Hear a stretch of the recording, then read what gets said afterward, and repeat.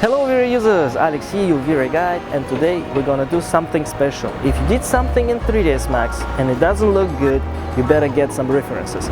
Today we're gonna check some rugs at Linero Set, my favorite designer. Follow me.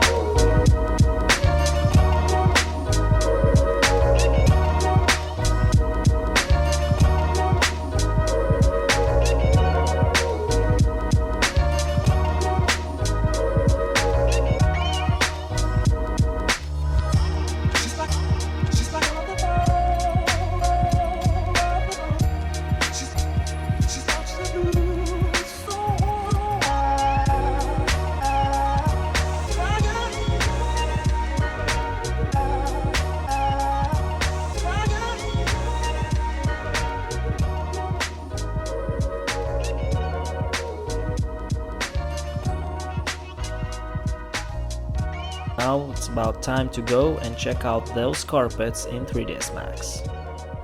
Alright, so after we have analyzed our textures and the look of the carpet that we want to get, and of course we got some references, the best way of course to go and to check the stuff by yourself, you know, touch it, feel it, see how it works, see how the carpet hair rises and changes direction and color.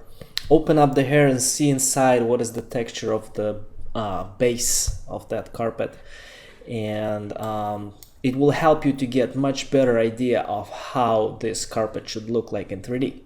So now after we got our references, it's time to open our 3ds Max, and I have that scene that I pre-rendered earlier, and we're gonna make this carpet to look really photorealistic by using VRayFur.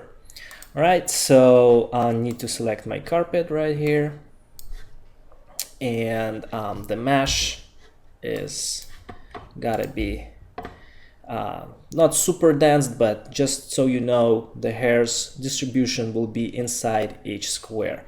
So make a nice looking carpet with some variation and some bumps. You can add some noise to it so it will not look too uniform, and try to have it with round corners, because it will help you to get that curvy look on the sides. Alright, so after selecting that, we can go into V-Ray parameters and select VRayFur. I'm going to apply VRayFur to it. As you can see, the length is too long, and the curves and the basic default setup is a little bit wacky, but we're gonna fix that. I'm gonna use render region. We don't need to render the whole image, and if you have other objects that is heavy as plants and trees and stuff like that, you should hide them as well. We want to go as fast as possible on that stage. So let's check our basic parameters. I made a first tutorial regarding those parameters, you can check it out. VRayFur part 1, so this is basically the part 2. Gravity -3, we're gonna just put it as default 0.2, because we're gonna control our carpet with maps. So the basic parameters should make our hair just straight, pointing straight up, not too much, not too little. So I'm gonna put 0.2 in those. Bend variation, we gonna have also let's put it 0.2. Taper is what makes your hairs thin on the upper side and thick on the lower side. So I'm gonna 0.7 here. I'm gonna make it a little bit thicker on the end. Knots, we're gonna use 8. Direction variation, I'm gonna put here 0.1. Oops. And length variation, we're gonna have a little bit of variation of length, so you can see how in our viewport how all the hair is changing and having this little wave going on. So length is also 0.3. Thickness, I'm gonna put 0.1, and gravity, we're gonna leave it as it is. So now we're ready to do our test render. So basically all of those variation parameters of direction, length, thickness, we can control by the maps right here. And I'm going to show it to you in a little bit. Per area 0.2, let's make 5, a little bit thicker, isolation mode, and render.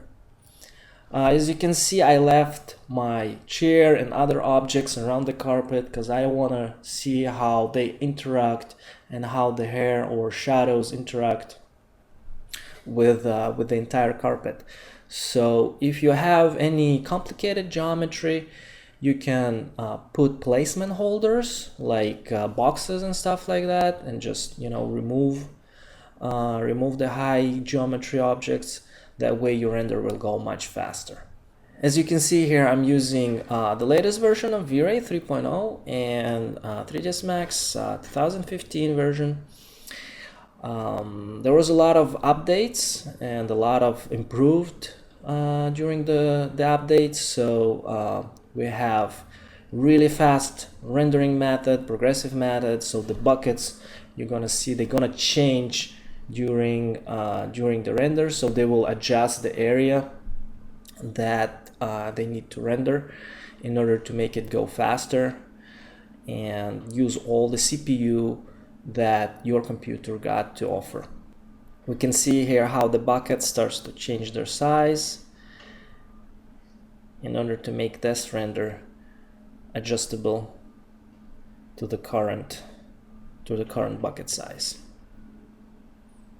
And I can also use my mouth to direct the buckets to the region that I want actually to render.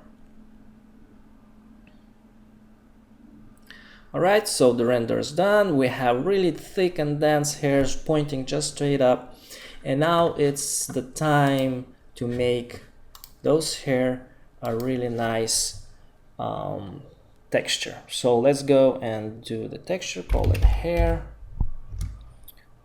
And in the diffuse slot, I'm going to use gradient ramp. And I'm going to put it on the WU mode. That way our hairs will be distributed along the line for each hair. So I'm going to make it dark at the bottom, as we saw according to our reference. It's pretty dark. And I'm going to make it a little bit lighter.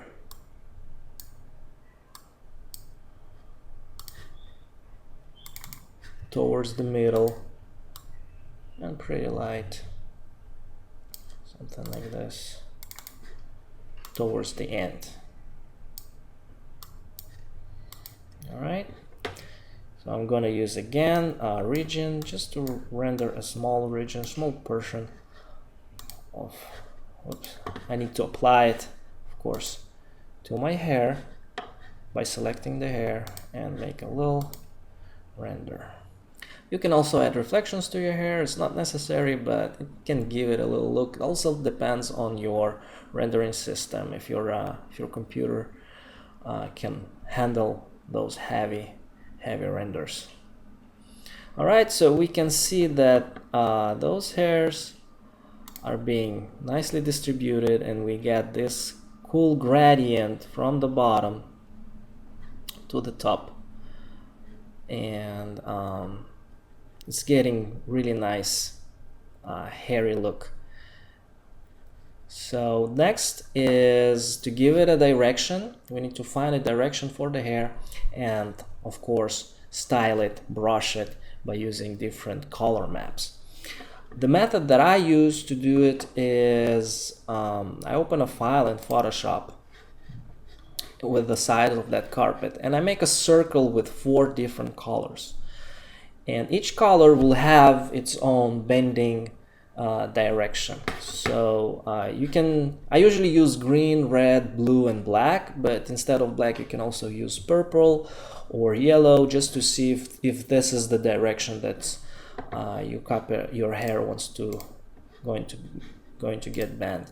There is a logic behind it. The red's supposed to bend forward, and the opposite, the green's supposed to bend towards you, but sometimes in your interior space you don't really know where is the east or the west. So this is the method that I use just to test and see what directions your hair going to get bended.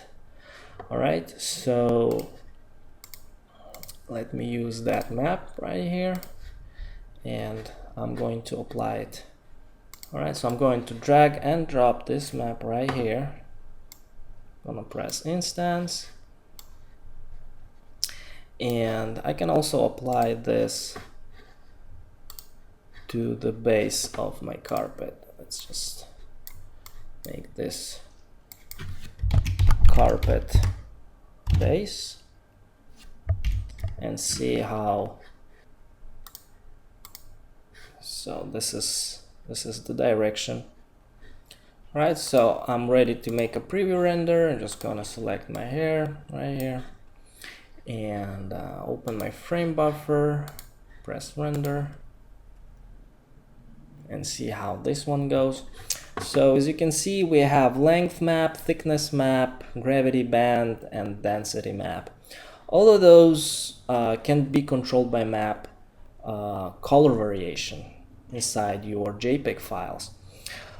But the density and the band is, as you can see here, it says mono, so it's basically only black and whites and everything in between, all the gray shades. That includes gravity, thickness, and length.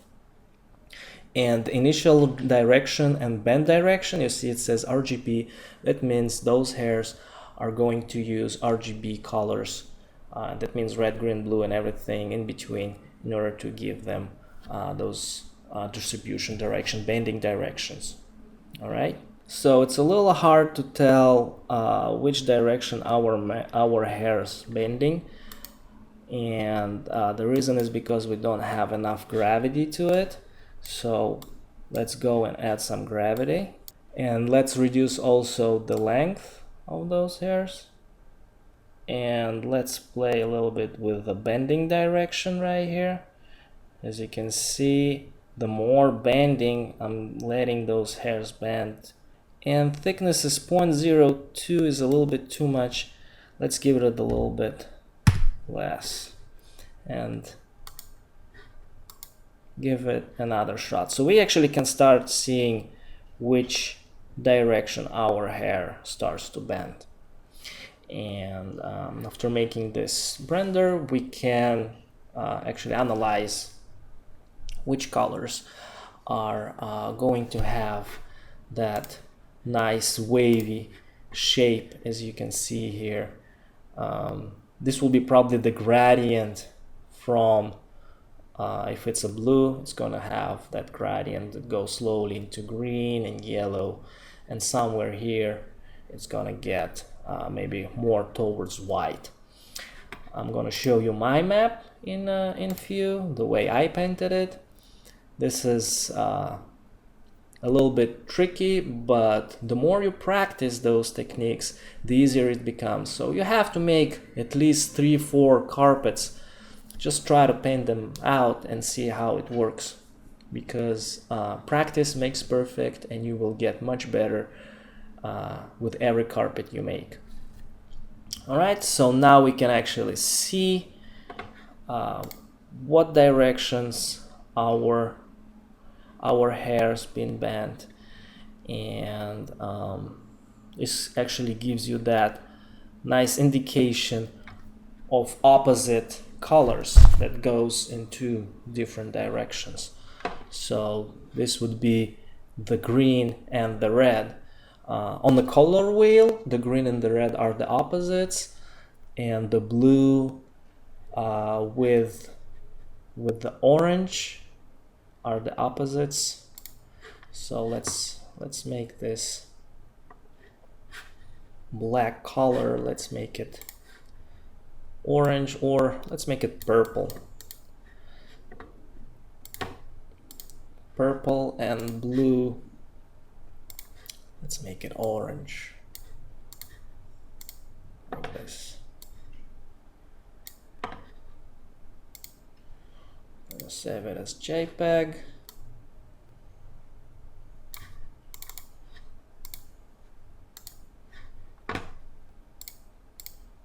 and make another test render. We don't need to render the whole carpet, I'm just gonna render that small region right here.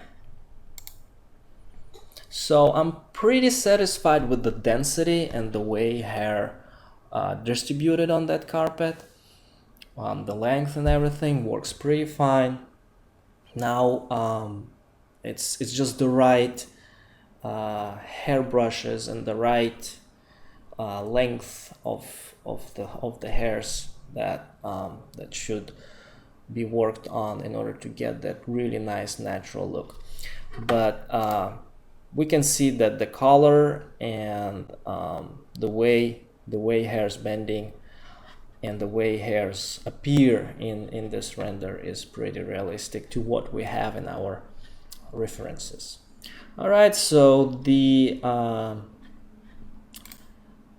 purple color is almost not bending anywhere, but the orange is bending. You can see it's bending more towards us as we just take this and isolate and open it, and the preview mode we can see what direction our hairs are bending. All right, so let me show you the map that I used to color this. As you can see, a lot of hand painted brushes, but this is what actually gave me that nice nice look for that carpet. Let me show you how the image looked at the end. As you can see, all of those guys here got stylized and brushed, and it gets that really nice. Someone just walked there, or just a little kid maybe played with the car or something something like that. Very organic and natural looking to what we have in our references. All right, so I'm going to apply this texture to my carpet, and I'm going to add my base texture of the carpet itself. I'm going to use a little bit of display of dirt, VRay dirt, just to get that nice ambient occlusion at the end of the hairs, the way where they start to grow. I'm going to have slightly brownish color. So this is going to be my base carpet with the distribution of this particular map for that carpet. And I'm going to add a little bit of reflections to it by using this map, and some normal bump, just to get that nice and wavy look for the hairs where it's actually opening up when it's spreading up. Right here we can see some variation of a bump going on. Okay, let's go back to the normal view, select our hair, and apply my painted texture to it. Instance, you can see how everything starts to change and go in different directions. And I also used black and white mono map for my gravity, just to give it a little bit more organic look. As you can see, stuff like this can be sometimes challenging, but when you get enough references and actually see how the real thing looks in real life, this is where you get the best input of how things should work. Because our mind used to trick us most of the time, and sometimes we can look at the image and not really understand what's going on how to fix it. So if you cannot go and get references, you can always, Google it, open, whatever you're using, Bing, Google, and search for how this object or carpet should look like. Let's make a render of a whole carpet right here, not just a region. So I know sometimes it might get really challenging to make those organic looking carpets or really nice looking cloth or vegetation. But the more you practice, the more you work, the more references and observation you do, it becomes easier with every time you do it. So here it is. This is how my carpet looks after applying some ambient occlusion to it. It will get more pronunciation of the hair, but we can see that the bending direction, maybe the hair a little bit too long, I'll make them shorter, but this is the more or less direction that I want to go. Also gonna make them a little bit thinner because right now for this example I made them look too thick, and probably I'm gonna make a little bit more of the variation of the density. So here it's 5, I'm gonna probably increase it to about 15. If you couldn't succeed in doing this, I'm gonna let you download my carpet and examine it in your scenes and see how it works for you. Of course, it can be really challenging to do stuff like this. And speaking about the challenges, next week we're gonna do interior design challenge, where we're gonna take stuff like cloth, curtains, vegetation, wind simulation, and all that organic modeling things, and we're gonna examine them in cubicle environments, which I'm gonna tell you in the next video. So I hope you enjoyed this tutorial. Download my carpet below, share it with your friends, and make sure to open next emails with upcoming cool content that I'm gonna send you in a few days. Alright, this is Alex, your VRay guy. Talk soon.